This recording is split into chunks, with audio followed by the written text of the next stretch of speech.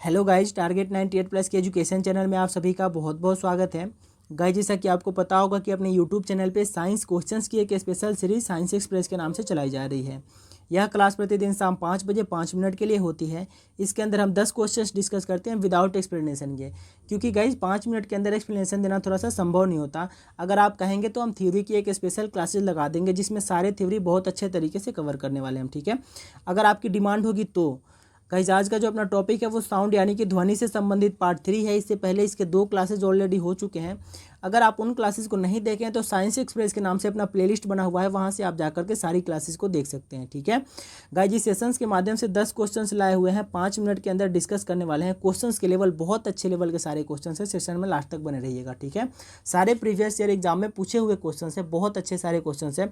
और लास्ट में आपसे एक क्वेश्चन ऑफ द डे के रूप में क्वेश्चन पूछेंगे, उसका आंसर आपको कमेंट बॉक्स में बताना है, ठीक है। चलिए चलते अपने सेशंस की तरफ आगे बढ़ते। इससे पहले अगर आप टारगेट 98 प्लस के एजुकेशन चैनल पे पहली बार विजिट किए तो इसे सब्सक्राइब कर लीजिए और साथ में नोटिफिकेशन बेल पर दबा के ऑल पे क्लिक कर लीजिएगा। चलिए चलते अपने क्वेश्चंस की तरफ आगे बढ़ते हैं। गाइज, आज का जो अपना पहला क्वेश्चन है, क्वेश्चन नंबर 1 है, स्टेथोस्कोप ध्वनि के किस सिद्धांत पे कार्य करता है, ठीक है। ऑप्शंस पढ़िएगा, परावर्तन या फिर अपवर्तन या फिर विवर्तन या फिर ध्रुवण, ठीक है। फ्रेंड्स, बात करें इसका राइट आंसर की तो इसका राइट आंसर ए हो जाएगा, यानी कि परावर्तन के इफेक्ट पे कार्य करता है, ठीक है, जो स्टेथोस्कोप होता है वो। चलिए चलते हैं अगले क्वेश्चन की तरफ। अगला क्वेश्चन से अपना क्वेश्चन नंबर 2 है, अनुरणन काल तथा हॉल के आयतन के बीच संबंध का प्रतिपादन किसके द्वारा किया गया था, ठीक है। गाइज, थोड़ा सा मैं आपको अनुरणन काल के बारे में बता दे रहा हूँ कि अनुरणन काल क्या होता है। थोड़ा सा क्वेश्चन अलग सा दिखेगा आपको। जो साउंड निकलता है वो कितने देर तक आपको सुनाई देता है, इसी को हम अनुरणन काल बोलते हैं, ठीक है। और ऑप्शंस पढ़िएगा अपना, डॉपलर के द्वारा या फिर न्यूटन के द्वारा या फिर सबिन के द्वारा या फिर लाप्लास के द्वारा, ठीक है। फ्रेंड्स, बात करें इसका राइट आंसर की तो इसका राइट आंसर सी हो जाएगा, यानी कि सबिन के द्वारा, ठीक है। चलिए चलते हैं अगले क्वेश्चंस की तरफ। अगला क्वेश्चन से अपना क्वेश्चन नंबर 3 है, अच्छे ऑडिटोरियम की दीवारें, छत व फर्श किसी रेशेदार पदार्थ, कालीन, ग्लास, फाइबर आदि से ढके रहते हैं, इसका क्या उद्देश्य रहता है, ठीक है।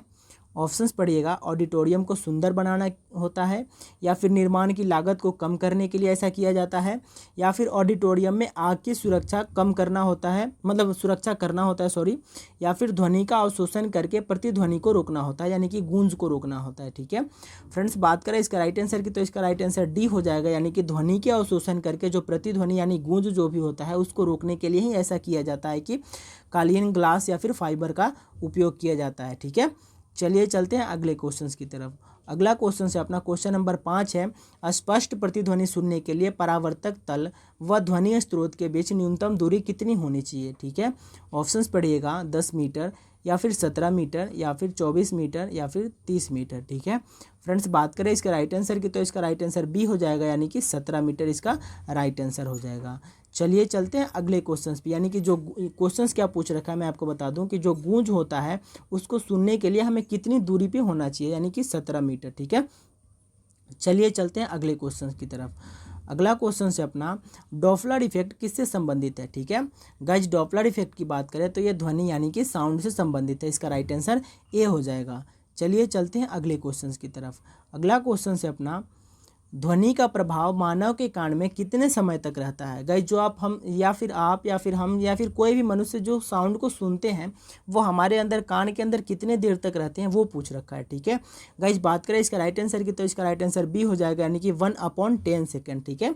कितने देर, 1/10 सेकेंड होगा इसका राइट आंसर। चलिए चलते हैं अगले क्वेश्चन की तरफ। अगला क्वेश्चन से अपना सोनार इफेक्ट से पूछ रखा है। गाइज, अगला क्वेश्चन से अपना कि सोनार अधिकांशतः प्रयोग में लाया जाता है, किसके प्रयोग में, ठीक है।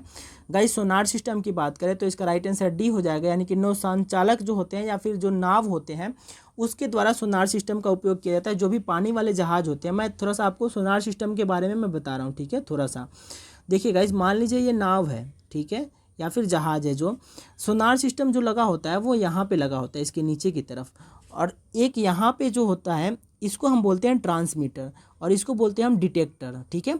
और यहाँ पे मान लीजिए पानी है, नीचे कितनी गहराई पे कोई मछली है या फिर कितनी हमारी जहाज़ कितनी ऊंचाई पे चल रही है, जहाज़ के नीचे तल में कितना पानी है, पत्थर है, ये सब देखने के लिए सोनार सिस्टम का प्रयोग किया जाता है। और ट्रांसमीटर और डिटेक्टर ये इंपॉर्टेंट है, इसे आप नोट डाउन कर लीजिएगा क्योंकि यहाँ से क्वेश्चंस पूछे जाते हैं। ठीक है, तो एक ट्रांसमीटर होता है और एक डिटेक्टर होता है सोनार सिस्टम में। ठीक है, चलिए चलते हैं अगले क्वेश्चंस की तरफ। अगला क्वेश्चन है अपना, एक व्यक्ति को अपनी प्रतिध्वनि यानी गूंज को सुनने के लिए परावर्तक तल से कितने दूर रहना चाहिए। ठीक है, ऑप्शंस यहाँ पे फीट में पूछ रखा है। ठीक है गाइज, इसकी राइट आंसर की बात करें तो इसका राइट आंसर बी हो जाएगा, यानी कि 56 फीट, कितना 56 फीट इसका राइट आंसर हो जाएगा। चलिए चलते हैं अगले क्वेश्चंस की तरफ। गाइज, आज का जो अपना अगला क्वेश्चन है, साधारण बातचीत की ध्वनि की तीव्रता कितनी होनी चाहिए। जो मान लीजिए हम और आप या फिर कोई भी दो आदमी आपस में जो बातचीत करते हैं वो सामान्य एक ध्वनि होती है जो हम सुन सकते हैं या फिर बोल सकते हैं। जो उसकी फ्रीक्वेंसी होती है वो 30 से 40 डेसिबल के बीच होती है। कितनी? 30 से 40 डेसिबल के बीच उसकी फ्रीक्वेंसी होती है।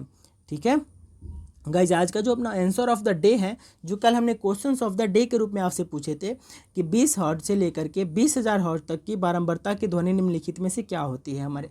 ठीक है गाइज, इसके हमारे दो भाई अपने आंसर भी दिए थे, राइट आंसर बहुत अच्छे उन्होंने आंसर दिए थे कि डी इसका राइट आंसर होगा, और सही में इसका डी राइट आंसर होगा कि श्रव्य या फिर ऑडिएबल ध्वनि होते हैं इसके। ठीक है गाइज, जो भी 20 हर्ट्ज से लेकर के और 20,000 हर्ट्ज तक की जो भी ध्वनि होते हैं वो हमारे बोलचाल के ध्वनि होते हैं। ठीक है, मतलब इसे हम सुन सकते हैं।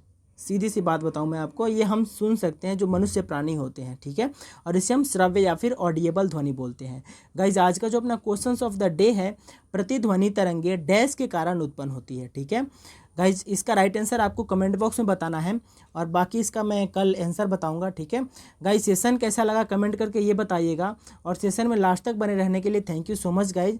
अगर आपको इसकी PDF चाहिए तो आप हमारे टेलीग्राम ग्रुप टारगेट 98+ से जुड़ सकते हैं। ठीक है गाइज, अगर आपको थ्योरी की क्लास करनी है साइंस से या फिर किसी भी क्लास की थ्योरी करनी है कोई सी भी सब्जेक्ट की, तो आप उसे कमेंट बॉक्स में कमेंट कीजिएगा, हम जरूर ही क्लास नई शुरू कर देंगे। ठीक है, तो thank you so much guys, आपसे मिलते हैं अगले किसी सेशंस के माध्यम से। बाय।